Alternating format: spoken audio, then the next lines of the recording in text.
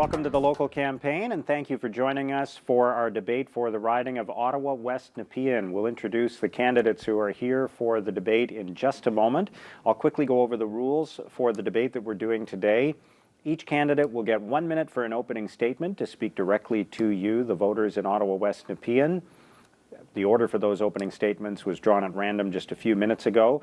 Then we'll move through a series of debates, 5 or 6 topics that are important to the voters in Ottawa West-Nepean throughout the National Capital Region and across the country. We'll talk about some of the issues that have come up during the course of this campaign, local issues, national issues. And in each case, I'll start the discussion by directing a question to one of the candidates. That candidate will get 1 minute to respond to the question on his or her own, and then we'll open it up to all the candidates for several minutes of debate on that particular topic. At the conclusion of that time, we'll go back to the candidate to whom the question was directed, and that person will have 30 seconds to wrap up on that topic. We'll move through a number of different topics that way, and then we'll have closing statements, also 1 minute long, and those will be in the reverse order of the opening statements. So let's meet the candidates who are here for the debate in Ottawa West-Nepean. The Green Party candidate is Mark Brooks. The Marxist-Leninist candidate is Sam Heaton. Representing the NDP is Marlene Rivier. Rod Taylor is the Christian Heritage candidate. The Liberal candidate is Anita Vandenbeld, and the Conservative candidate is Abdul Abdi. Welcome to all of you. Thank you very much for joining us for the debate. And we'll begin with the opening statement for Green Party candidate Mark Brooks. Go ahead, you have 1 minute. Great. Hi, my name is Mark Brooks, and I'm the Green Party candidate. I'm an economist. I worked with the federal government for almost 10 years, most recently with the Department of Finance, working on international trade negotiations. I'm also a professor of environmental studies at Algonquin College, and I have a 6-year-old daughter who keeps me very busy. And in fact, it's out of concern for her and for the kind of world we're leaving our children that compelled me to run in this election for the Green Party. The vast majority of Canadians want to see a change in government in this election. When I talk with voters, they tell me they believe there should be more Green MPs in Parliament to help deal with issues such as climate change, restoring our democracy, and building a green economy. Ottawa West-Nepean is one of the swing ridings that could influence the outcome of this election. The Conservatives are very vulnerable here, and the race is close. So I urge you to keep this in mind when you vote and make sure your voice is heard on Election Day. Thank you. All right, thank you. Next up is the Marxist-Leninist candidate, Sam Heaton. Go ahead. I'm a recent graduate from Carleton University, and as a young person, I'm running in this election with the Marxist-Leninist Party of Canada to call on the workers, women, and youth of Canada to create a bright future for themselves. In this election, the Marxist-Leninist Party is calling on Canadians to be active to defend their own interests. This means working to defeat the Harper government and also to keep the Liberal Party out. We're calling on people to create a new direction for the economy that upholds public right, not monopoly right. We're calling for an anti-war government that gets Canada out of NATO, NORAD, and aggressive U.S. military organizations. And we're calling for democratic renewal, so that Canadians can play a direct role in deciding the matters that concern them. We feel that people are marginalized from politics in the current party system, and I encourage people to go to mlpc.ca and read our daily newsletter renewal update. Okay, thank you. The NDP candidate is Marlene Rivier. You're next. Go ahead. This is an election like no other, impossibly long and highly competitive. In 2011, the NDP, led by Jack Layton, for the first time in our history, won official opposition status. We hold 95 seats in the House, 60 more than the Liberals, and with the experienced leadership of Tom Mulcair, we are well positioned to form government. The Hill Times has named Ottawa West-Nepean one of the 25 hottest ridings to watch in Canada, declaring this to be a three-way race. We have quadrupled the NDP vote in the last few elections, and a Lead Now poll conducted before our campaign was underway demonstrated that we have held our base. Now that our campaign is in full operation, we are turning neighborhood after neighborhood orange. And on October 19th, when the NDP forms government, this bellwether riding will be orange too. Okay, thank you. Rod Taylor is the candidate for the Christian Heritage Party. You're next. Go ahead. Well, I want to thank Rogers for this debate, for hosting this debate, and thanks to the folks watching at home the voters who will decide the next representative for Ottawa West-Nepean. For my wife and me, this campaign is about strengthening families, protecting children from harm, protecting our citizens at home and abroad from terror, about restoring justice and respect for life from the womb to the tomb.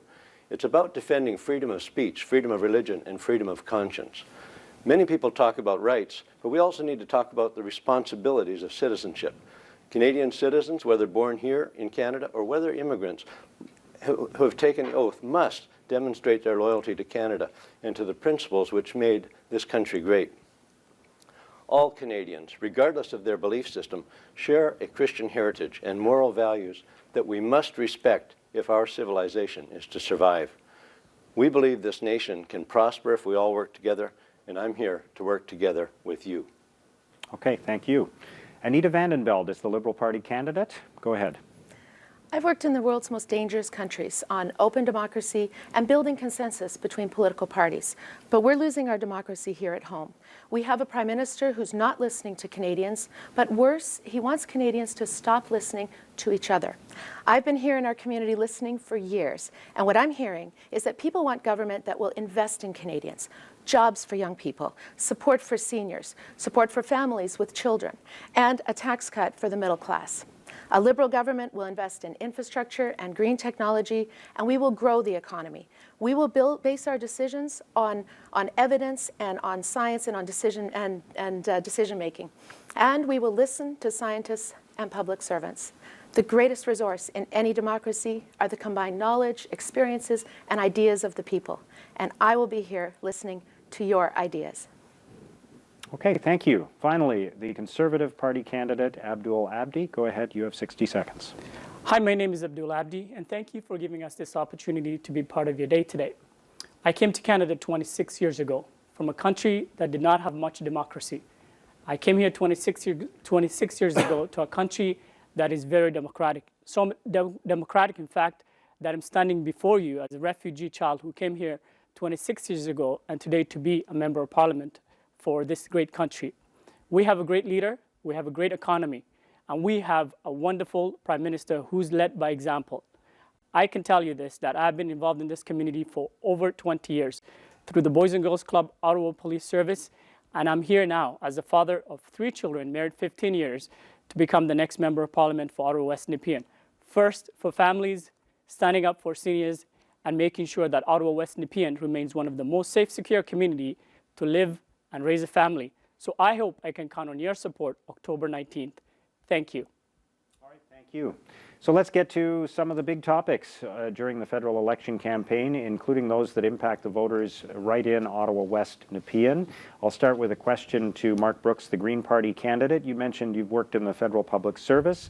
Let's talk about the role of the federal public service and how that has changed under the current government. There have been criticisms about how the Conservatives have managed the federal public service. There's been talk of it being a toxic work environment. What would you do to change that dynamic? How do we need to work with the public servants and make sure that it's not a toxic work environment? Right. Yeah, thanks for the question. It's a really important one, especially for voters in our riding, as you mentioned, Mark. We have a lot of public servants working in Ottawa West-Nepean, and we've seen really an attack on the public service under the Harper government over the last few years. Literally tens of thousands of jobs have been lost, and the Green Party plans on protecting the public service and restoring the faith and the confidence of public service workers who provide critical services to Canadians right across the country.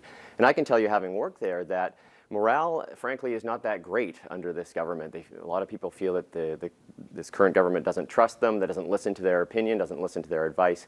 The Green Party is going to change all that. We're going to restore our faith in the public service, and we're going to protect public sector jobs. Okay, it's open to everyone on this topic now. Go ahead.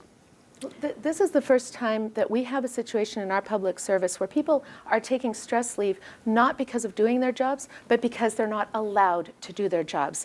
Liberals will create a chief science officer, and we will allow public servants to give their independent, their professional advice, which is something that's not being listened to right now. We will also restore the census, the long-form census, so that public servants can provide that kind of advice.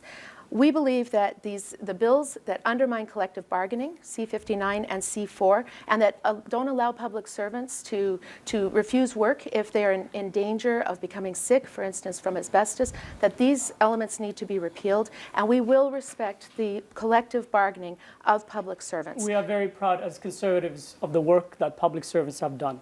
Thanks to them, we have a great country today with a balanced budget and a surplus of $1.9 billion. They've worked so hard. We made it very clear that the sick leave that is in place right now does not serve 60% of public servants. We want to improve that, and we want to make sure that all public servants have the sick leave when they need it. And for those public servants who've banked sick leaves, we have made it abundantly clear that we will integrate that amount of time into the new plan. And further, their pension is not going to be touched, and also to show that we have the best public servants with the best pension system. The Conservative government wants to maintain that, and we have the confidence and the trust of the public servants, and the negotiations are going on, and we're negotiating in good faith, and that's the promise that we have for public servants. I've been a public servant myself for over 11 years, and I know what that is, and I know what it is to work hard for the community and for the country and for the public servants of Canada. I want to remind them all that you want to be very careful with the Trudeau Liberals. All I have to remind you is what happened in the 90s and the serious job cuts that they had on you and your family. They will do it again. Don't trust them. One thing that needs to be pointed out is when the Conservatives claim to have balanced the budget, one major aspect that this rests on is unilaterally taking $900 million, in fact, in public sector workers' sick leave. During negotiations, which are ongoing between public sector workers and the government, Tony Clement, as the Treasury Board head, asked these unions if they would undergo consultations on sick leave outside of the formal negotiations. They said, no, if you want to raise this issue, go to negotiations, bring it up on the table. And what they instead did is the government declared that without collective bargaining, they would take $900 million from public sector workers' sick leave. This was then put into Bill C-59, as Anita mentioned, which went outside of the legal bargaining process to do this. So that's almost a full $1 billion from the balanced budget that has been directly siphoned out of public sector workers' sick leave. Again, contrary to what you're going to hear from our folks here, I want to make it very clear, and the Prime Minister was very clear on this issue. Sick leaves, people who've banked sick leaves will have them put into the new plan that has been negotiated under. And these are the falsehoods that we want to make very clear, that as far as Conservatives are concerned, we've been very good partners with the public servants. Public Service of Canada is the backbone of the success that we have today. We want to continue that. We want to build on that, and we want to work on that. So I can remind people once again, we know what happened in the 90s with the Liberals, with public servants. Nearly 40,000 to 50,000 jobs who are gone just like that. You don't want to go back there again. There have been 48,000 public service job cuts since the Conservatives have taken office. And it's not just about the job cuts. It's about the quality of the work. It's about the fact that public servants are being told this is the policy that you need to find the evidence for, rather than listening to the professionalism of the public service. So the Liberals will support the public service. We respect the independence of the public service. And I think that independence and professionalism is one of the most important things for public servants. Liberals, Tories, same old stories. We had an open letter from Mr. Harper the other day denying the treatment that he has given to public servants. It was not very convincing.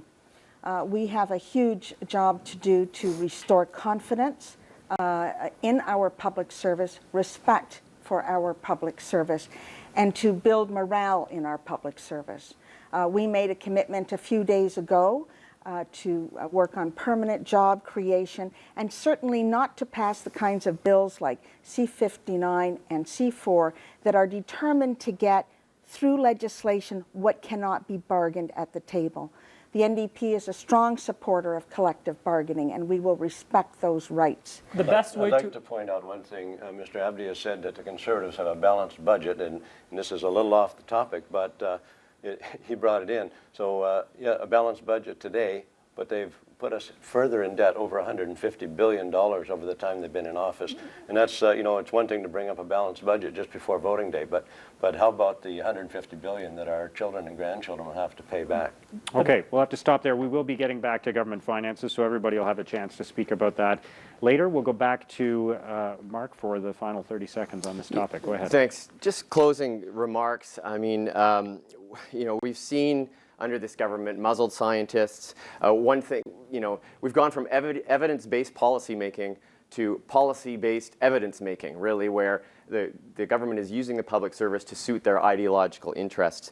Do you really trust this government? Do you trust the Conservative government to protect your pensions in the future? Do you trust this government to protect your jobs in the future, or are they going to cut more? Ask yourself that for the public servants living in Ottawa West-Nepean.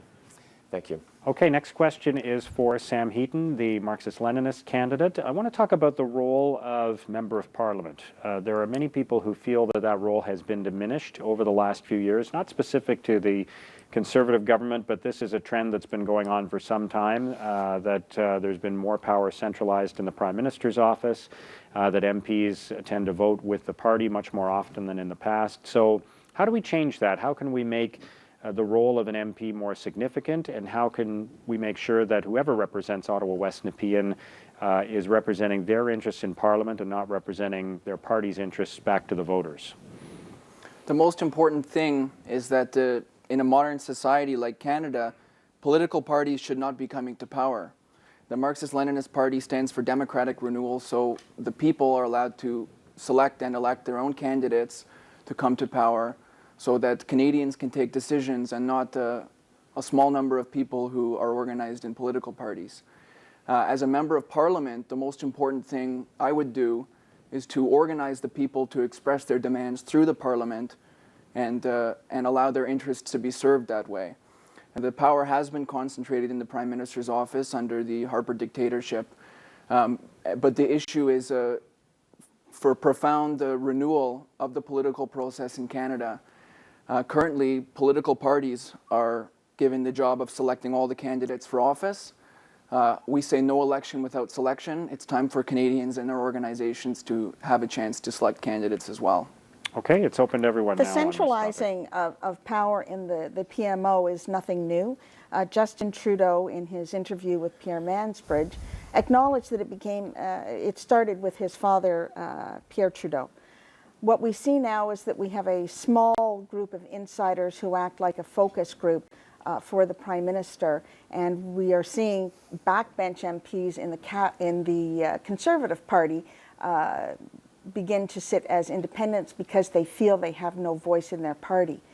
This is an issue that we are committed to. We are committed to a more open process that involves all members of Parliament in coming to the important decisions we need to for the people of Canada. I've been working as an advisor to parliaments all around the world, in Bangladesh, Kosovo, Congo, and the very things that we were talking about as best practices, like open public committee hearings and consensus building between political parties, are the very things that have been eroded here under Stephen Harper. In fact, in 9 years, there haven't been unanimous committee reports. It used to be that even if you were acting for the cameras in question period, in committees, parties worked together.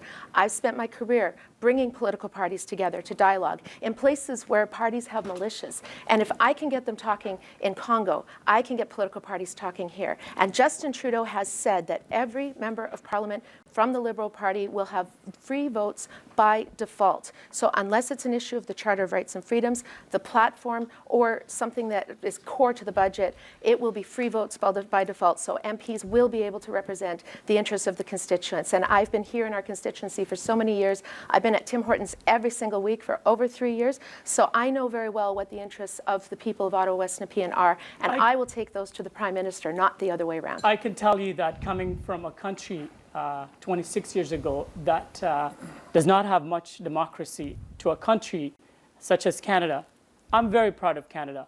I'm very proud of what we have in this country.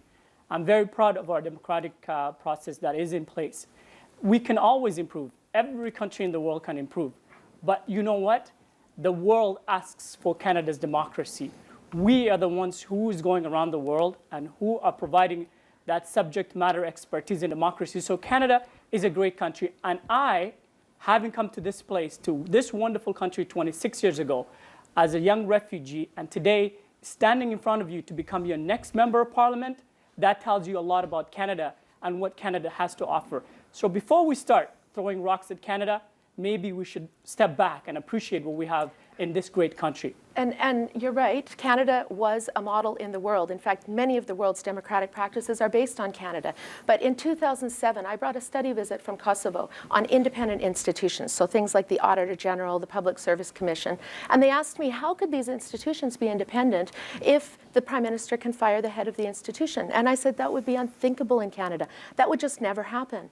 What was unthinkable in 2007 has become the norm in 2015. I can name dozens of heads of agencies, whether it's the head of Statistics Canada, the Veterans Ombudsman, the head of the Wheat Board, the Nuclear Safety Commissioner, Parliamentary Budget Officer. You can go on and on with the heads of institutions who've been fired for disagreeing with the government. That's not good democratic practice. I have been to places like Somalia and Kenya where they are so much looking forward to coming to a place like Canada. Let's talk about Canada and our growing democratic deficit that we have in our own country, which we did not have before Mr. Harper was in office. Only when you go outside of Canada do you come to appreciate what Canada has to offer. And what so we you could can be go losing. to every country in the world, and we but there's appreciate no that we place are like Canada. losing that And under is the current fact. administration. So, Mr. Harper, we agree, most of us at these podiums agree that Mr. Harper has run the Conservative Party caucus on a very tight line. And I know of a couple of bills where he has stacked committees that have turned back, like Brent Rathgeber, who wanted to make MP benefits and wages transparent for the public. And there was a stacked committee that changed it on him. That's why Brent Rathgeber is sitting as an independent. Mark Warrer was motioned to address the issue of gendercide and have Parliament talk about whether little girls, baby girls, should be killed just because they're girls. And it was a topic that 90% of Canadians have shown an interest in and want to do something about. Mr. Harper, again, had a committee deem that non-votable.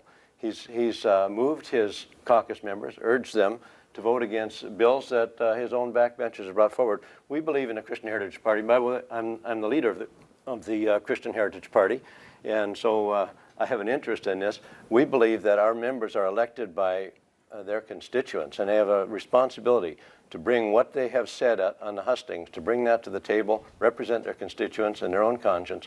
And only on two issues would we hold back a free vote. One is on the protection of innocent human life, and the other is on traditional marriage between one man and one woman. Okay, I'm going to give 10 seconds here. Yeah, sure. I'd just like to say, I think we all know that under this government we've seen an unprecedented concentration of power in the Prime Minister's office.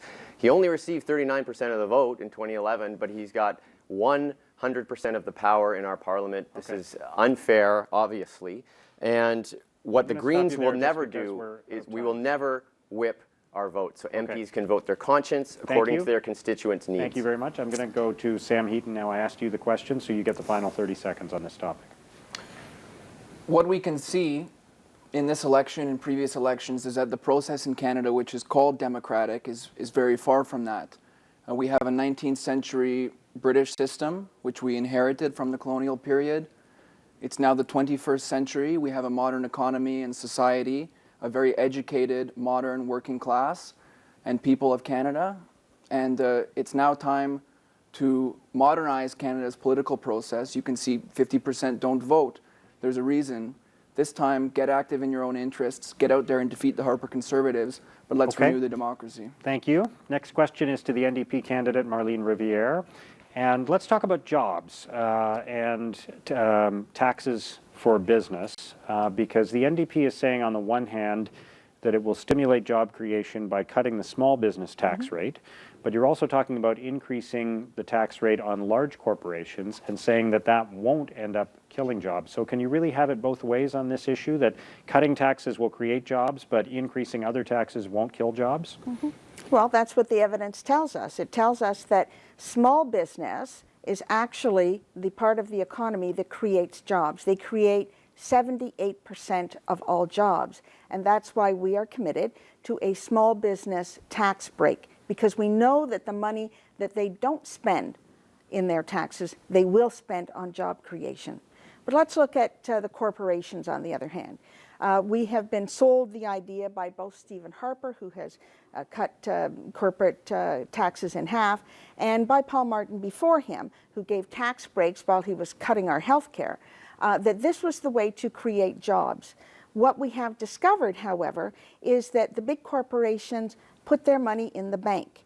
And we've had the governor of the Bank of Canada refer to that money as dead money. They are not spending it in the economy. They are not stimulating the economy. They are not creating jobs. So we have a national debt of $612 billion. Okay. And there's $680 billion sitting in their bank It's open to accounts everyone that's now not on helping this. anyone.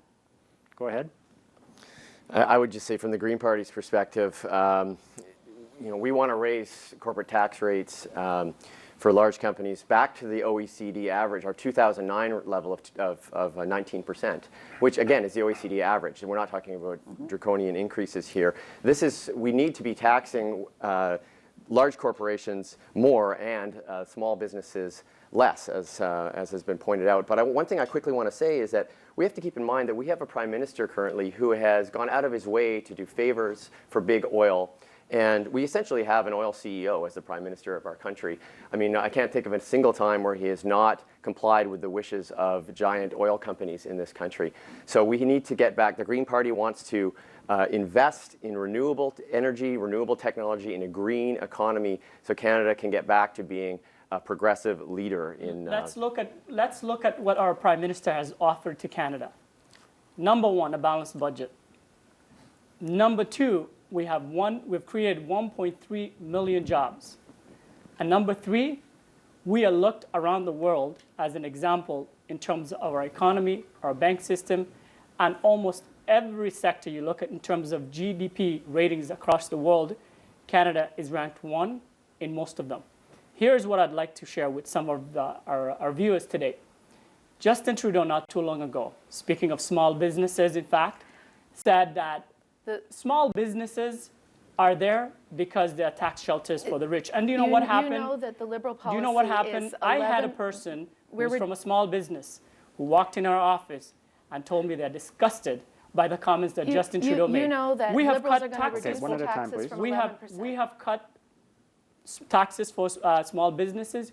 We are going to continue to cut taxes for small businesses because as Conservatives, we believe small taxes are the backbone of any Canadian economy. That's what our Prime Minister has done, and that's what we're going to continue to do for small businesses, stand up for them, not criticize them as tax shelters for the rich. The Liberal position on small business is very clear. We will be reducing taxes on small businesses from 11% to 9%. But I would also like to remind that the Liberal government over 9 years created 1 million more jobs than the Harper government has done. And today there are 100,000 more people who are unemployed for 27 weeks or more. And 1/3 of people who are working part-time want full-time jobs but can't get them. Job quality is much lower than it's ever been. But even more crucially, there are 200,000 fewer jobs for young people in Canada than when Harper took office. And Liberals will put $1.3 billion into jobs for young people. That's 13 times more than the NDP is planning, and that will create 40,000 jobs for young people every single year. We will also invest in infrastructure and in the economy, including the knowledge economy, $200 million for green technology and R&D. And this is going to stimulate jobs. Both the NDP and the Conservatives are saying that we shouldn't have balanced the budget in the 1990s, and yet that was when debt to GDP ratio was higher and interest rates were higher. I'm sorry It's to Now, important to point they're out that, both of them want to balance the budget. Both of them are talking about to cuts. interject, but here is what we have. We have a balanced budget. We have a $1.9 billion surplus, and the Liberals want to run a $10 billion deficit in the next 4 years. Here's what that means for you and your family. It means that if they get power, your jobs that they're talking about right now will be history. Canada is the best place in the world right now in terms of our economic indicators. This is what we have. The Liberals will talk. We have already invested, and we're in the process of investing $80 billion Okay. to infrastructure in I'm the going to next jump in because 10 there's years. a couple of We're other doing people. it. A They're couple of thinking other people about have been trying to get in. Rod Taylor well, and it'll then be Sam one at a time, Heaton. but we each want Yeah, to go speak, ahead. So, government should not pick winners and losers. Subsidies to corporations should not be, there shouldn't be no subsidies for giant corporations. Government could create money through the Bank of Canada and lend it and receive the benefit of that lending. But taxation should be fair and equal across the board. We shouldn't be picking favorites. And again, balanced budget, that's really not true. We're $150 billion further in debt than we were when the Conservatives took power. Talk about $1.9 billion is Sam smokescreen. Heaton, go So ahead. when the conversation on taxation takes place, one thing that is really covered up is that under this neoliberal anti-social offensive, under the nation-wrecking of the Harper government, as well as the provincial governments, what is in fact happening is straight paying the rich. So the Marxist-Leninist parties has stopped paying the rich. Every single year, there's billions given in subsidies not only to oil monopolies, foreign oil monopolies, but to all sorts of companies doing manufacturing in Ontario, monopolies all over the country under the guise that if we pay them billions from the public, then they will keep jobs in Canada. While they keep closing manufacturing, they keep closing down jobs in the oil fields, so stop paying the rich. That's time. Marlene Rivier, I asked you the question, so you get the final 30 seconds on this. Thank you. When the NDP raises the corporate tax rate from 15 to 17%, it will still be just half of what the corporate tax rate is in the US. And this will put us in the middle of the G7, which is where we belong. There are many profitable corporations that we know are paying as little as 5% in tax or no tax at all. We will not increase personal income tax. We are paying our fair share. We want these corporations to pay theirs. There is $199 billion in tax havens that is not being taxed, and the Harper government has done nothing about that. Thank you. Next question is for Rod Taylor, the Christian Heritage candidate. Let's talk about health care. I think it's the number one concern of a lot of Canadians. It hasn't been talked about a lot during this federal election campaign. And to the extent that it has, it's mostly been about putting more money into healthcare as opposed to addressing the fact that our healthcare system is not generating a lot of value for the money that's been invested in it so far if you compare it to other countries. So are you in favor of seeing the federal government take the lead on making changes to our healthcare system rather than just simply pouring more money into it? Absolutely, Stan. I think it's important that the federal government take the lead because we want to have a consistent healthcare system for Canadians across the country. I mean, you shouldn't be punished in one province and get a benefit in another. The federal government needs to increase. There needs to be an increase in funding for healthcare. But there's lots of things that we can do right now. For instance, we're paying for abortions. Why should I be paying for abortion? Maybe I'd rather pay for somebody to get their hip fixed. There's some things that can be controlled. Many provinces, if not all, are paying for gender reassignment surgery. I'm not in favor of that, and I'm not in favor of paying for it. There's things that we can do to reduce healthcare costs. We're in favor of preventative treatments. And we're in favor of the government's funding preventative treatments, looking at some of the natural remedies and other alternatives to chemical treatment and burning. So. Okay, it's open to everyone now on the subject of healthcare. Go ahead. Well, we feel strongly that we need to return federal leadership to health care. That's what's been missing. We started off with a Medicare plan that was to be shared between the Federation and the provinces. We were supposed to be paying 50-50. Now we're down to the federal government paying 10% of the cost of health care. And the effect of that has been a real reduction in the quality of health care in our provinces. We need to work together. We are ready to make investments in home care, long-term care, children and youth mental health, but to do this in cooperation with the provinces and to have strings attached to that money, not to just allow that money to be spent as they choose. Sometimes it doesn't go to health care at all. So that is a very important thing. We need to enforce the Canada Health Act. We need to sit down with the provinces to create a new accord so that we can go forward and improve our healthcare system. We're having longer and longer wait times. and we have a disjointed system. We need to have, as Tommy Douglas said, a system that cares for you from cradle to grave, that focuses on health promotion and disease prevention. And I'll remind you that when he introduced Medicare in Saskatchewan, he also balanced the budget 17 times in a row. The first thing is that it should be affirmed and acknowledged that healthcare is a right. Currently, the Canada Health Act and the way healthcare is structured in the country treats healthcare as a policy objective. And we can see that in the discussion, which blames the fact that there are more seniors in the country for the failures of the healthcare system. The most important thing in healthcare is the human factor. Right now, healthcare is being privatized, turned over into a way to pay the rich. We see this particularly in care homes, for seniors care for people with disabilities, as well as in hospitals and clinics. If you put the human factor in the first place, then healthcare is directed towards improving health for human beings. But right now, the profit motive is being put in place of that.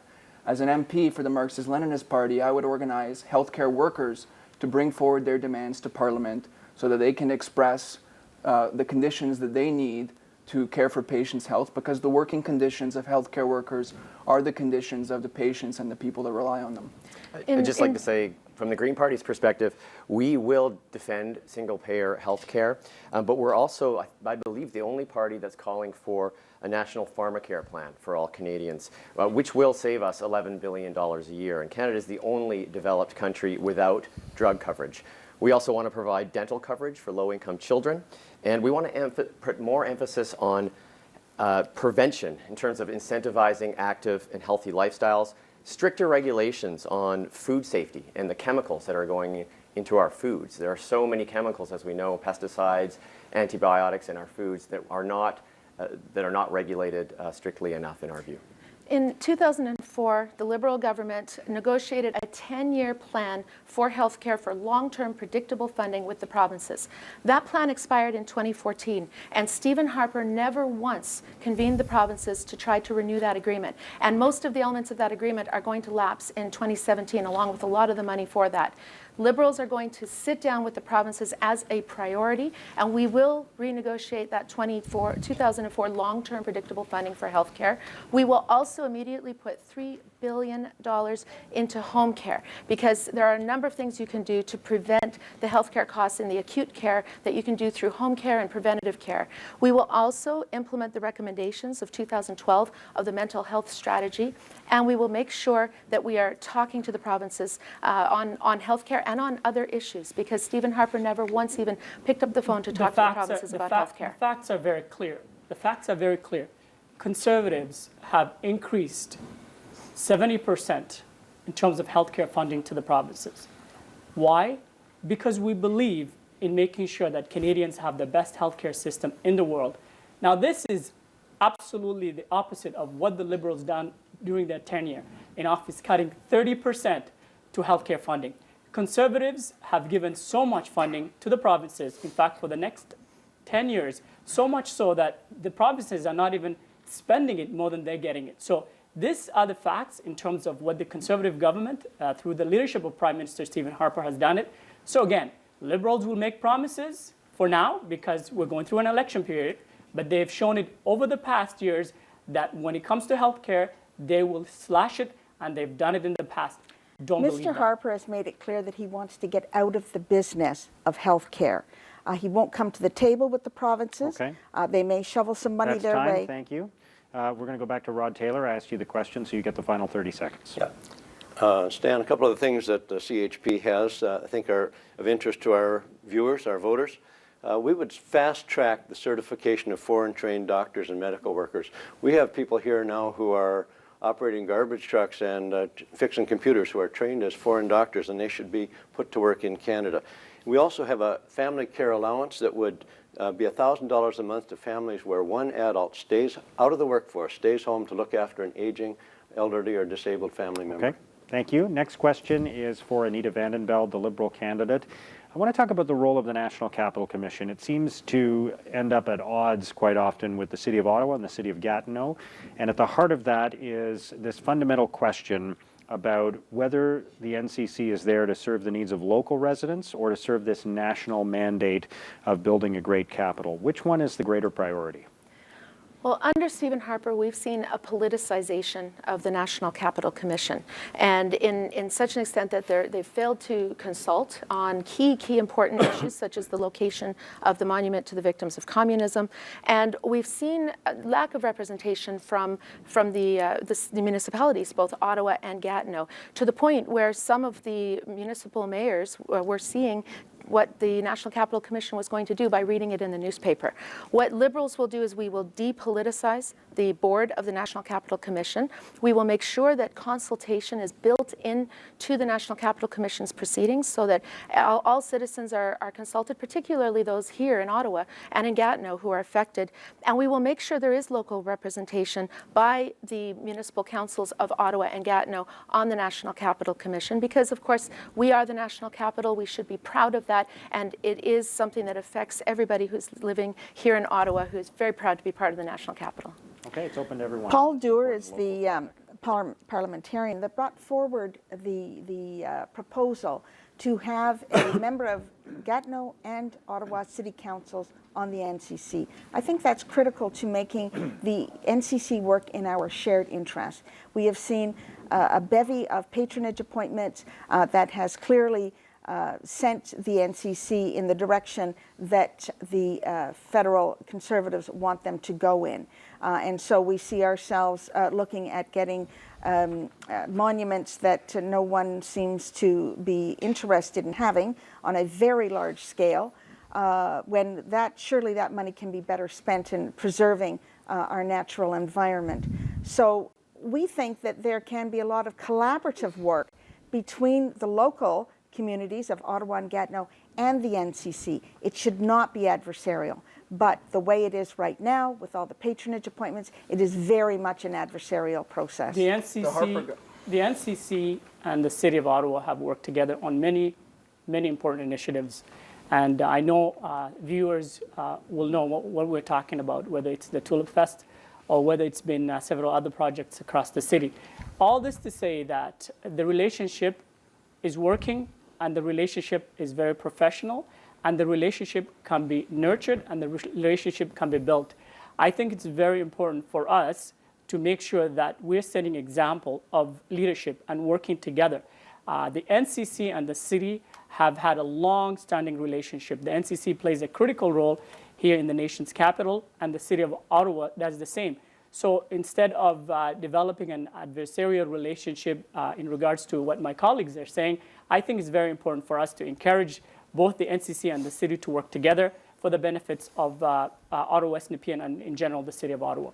Mr. Abdi, when you stack the deck the night before a critical meeting at the NCC around that memorial to the victims of communism, that is an example of creating a very adversarial atmosphere at the NCC and creating tensions between the City of Ottawa, which is not in favor of that memorial, and the NCC. So the facts are that the Conservatives have not worked collaboratively with the rest of Ottawa and Gatineau. They have taken a very adversarial position around the memorial in particular, and with all their patronage appointments, they don't allow the NCC to really act in the interests of all Canadians and the people of Gatineau and Ottawa. Marlene is right. I mean, the Harper government has been abusing its power so much with the NCC that there's currently an injunction for abusive process to stop this monument. But there's no better example of the Harper Conservatives being outright extremists than this monument they would like to build, which is opposed almost universally by Ottawa residents and by almost all Canadians. They call it a monument to the victims of communism. The really scary part is what they're in fact doing is dishonoring the great contribution that Canadians made to the anti-fascist war, to defeat the Nazis, to defeat the Hitlerites, and Canadians working with all the forces in Europe and around the world who fought the anti-fascist war. The Harper Conservatives are building a monument which is in fact painting the fascists, who Canadians are very proud to have helped defeat, as victims of communism. This is part of the cover-up that's going on, where the Harper Conservatives are in fact supporting these forces in Ukraine, all over Europe. For the viewers, here are the facts. there's 8 million Canadians who have been victims of communism regimes. There's over 100 million people across the world that have suffered under communism. The original plan that was talked about, in fact, has been looked over and over again. The location of the monument right now is closer to the library and the archives west of the Supreme Court. In fact, sits only on 33% of the land in a park-like setting. So the fact is, this is something that the city and the NCC have looked at, and in fact, it is something that we've been very respectful in making sure that it meets the requirements. Thank you. And that That's of the time. city of Ottawa. Thank you. We'll go back to Anita Vandenbeld. You've got 30 seconds.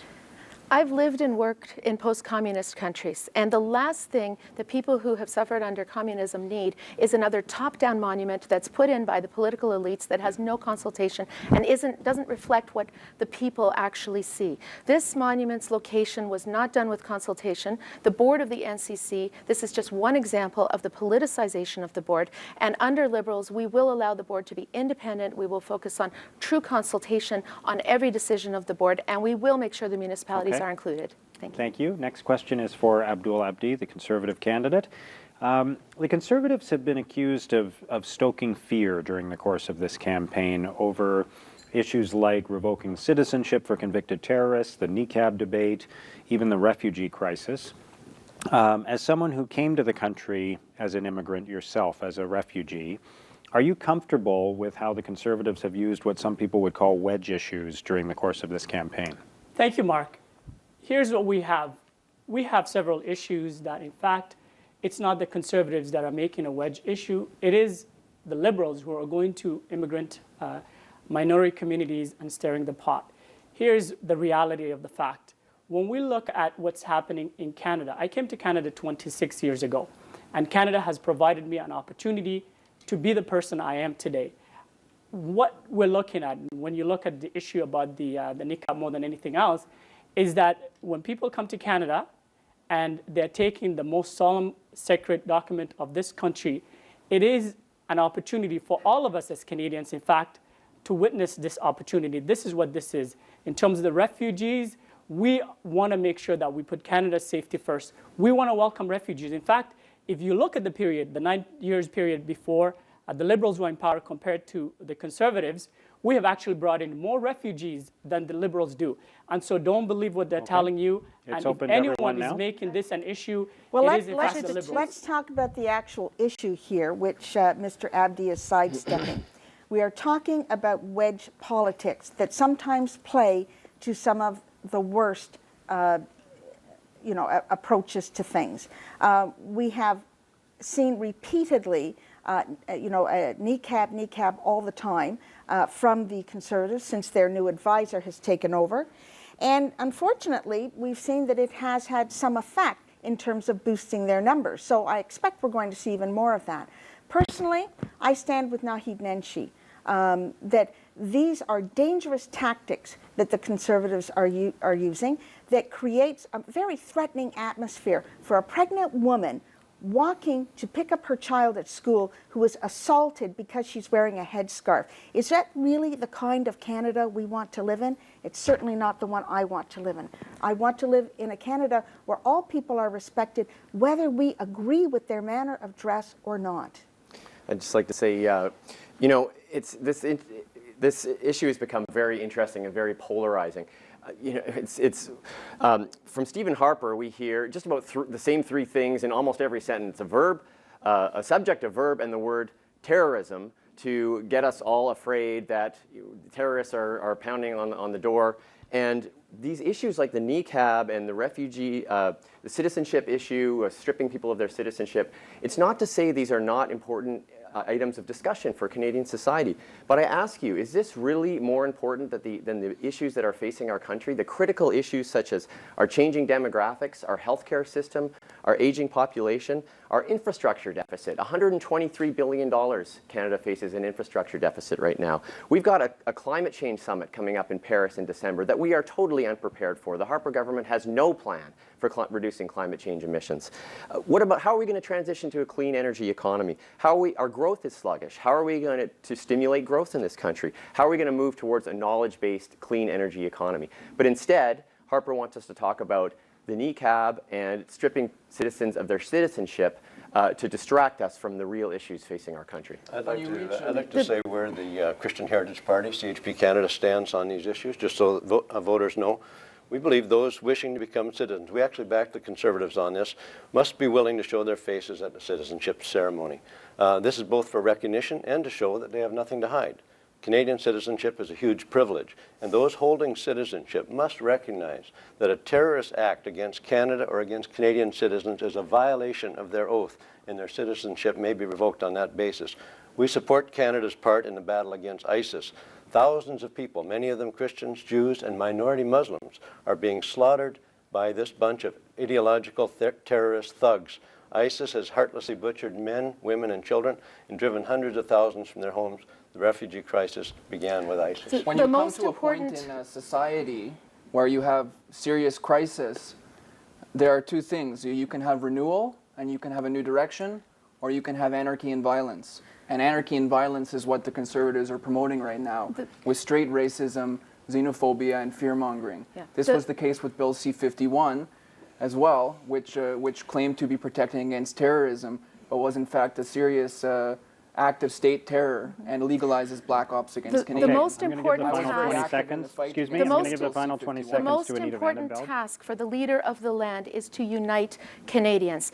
Whenever Stephen Harper equates the word Islam with the word terrorism, and when he tries to target one particular group over others, that is fanning the flames. And I've seen what happens in parts of the world when you start using that kind of wedge and fear kind of politics. That's time. And liberals we have to stop there. We're going to go back to Abdul Abdi. You get the final 30 seconds.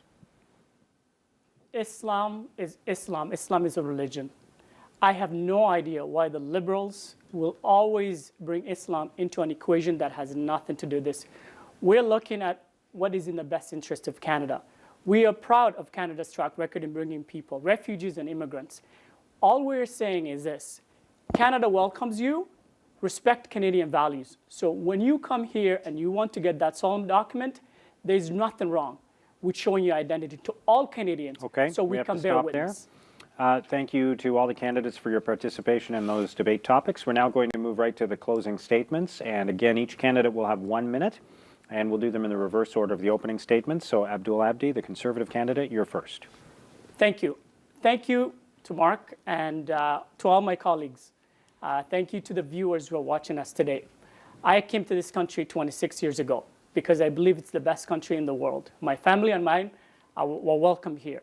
I had the opportunity to engage in this community through the Boys and Girls Club, volunteering with the United Way and wearing the uniform over 11 years. And further, traveling across this country on national security related issues. So now I decided to do what is natural: serve my country, serve it in another capacity, this time as a member of parliament. The question is, what do I offer? I'm gonna make sure that I stand up for seniors. I want to make sure that seniors have been there for us, that we're there for them. They worked so hard over the years. We will never turn our backs on seniors. I have 3 children of my own, married 15 years. I'm proud of them. I want to make sure that I provide the families the future they need for tomorrow. Safety, security is the most important thing any community can ask for. I want to make sure Ottawa West-Nepean remains one of the most safe, secure communities. Thank you. We have to stop there. Anita Vandenbeld, you're the Liberal candidate, and you're next. This election is about trust. Only Justin Trudeau is being honest with Canadians about the deficit and fully costing a platform on how we will invest to grow the economy. We will give more money to families with children through the child tax benefit, and we will lower the taxes for the middle class by 7%. I want every child in Canada to have the same kinds of opportunities that I had growing up, but the gap between rich and poor is getting bigger. But even more concerning, we have a politics of division in this country. The Liberal Party is the party of the Charter of Rights. We have always unified. I've gone around the world and unified people, brought people together. That is the role of a leader. Even here in Ottawa West-Nepean, I've been able to bring people together from all the different cultures and bring the progressive-minded people together. That is what leadership is. And if you want a Canada of equality, of social justice, of human rights, and of opportunity for everybody, then vote Liberal, vote for me. Thank you. Okay, up next is Rod Taylor, the Christian Heritage candidate. The 2015 election may well decide what kind of a nation we choose to become. Historically, Western democracies have always defended innocent human life, freedom of speech, freedom of conscience. Historically, all nations have recognized and honored the marriage commitment between one man and one woman, and that covenant has produced generation after generation of wise and productive citizens. Today, our culture is coming apart at the seams. Multiple murders seem to dominate our headlines as our nation has abandoned the biblical values that once protected the minds and lives of our young people. Scripture tells us to do unto others as we would have them do unto us. Don't lie, don't steal, don't commit murder.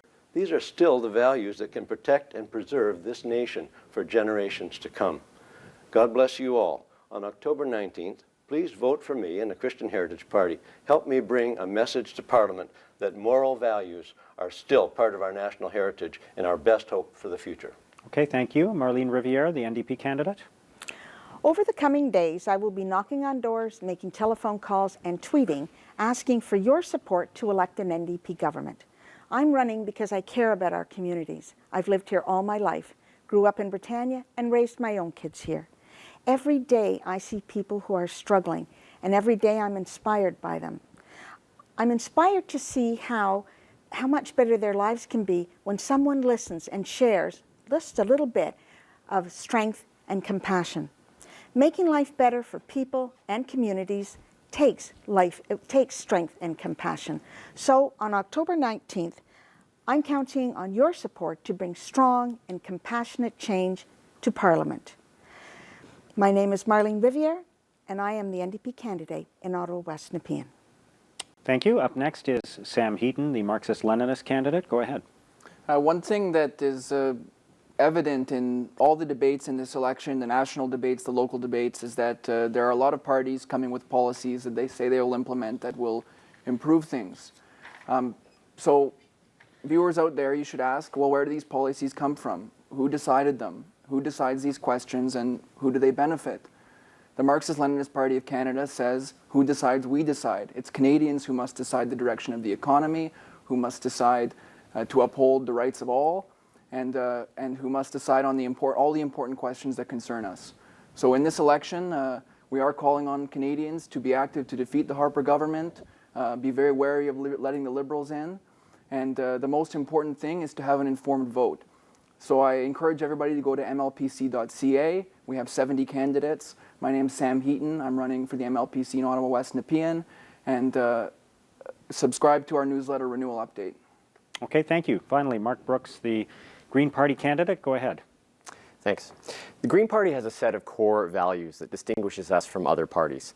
We're far less adversarial in our approach, and we're the only party that recognizes that the health of our economy is completely dependent on the health of our environment. We're opposed to all oil sands pipelines, including Energy East, because Canada needs a climate change plan before expanding oil production. We're the only party opposed to the erosion of environmental and labor standards in Harper's trade agreements, and our leader, Elizabeth May, will never tell Green MPs how they must vote. The best thing for our riding and for Canada in this election would be a change of government. All opposition parties have committed to electoral reform so that no party will ever gain 100% of the power with a minority of support from Canadians. Let's ensure this happens so people can vote their conscience in the future and support the Green Party, knowing their vote will count. I urge you to think strategically on October 19th and help end 10 long years of failed Conservative government. Okay.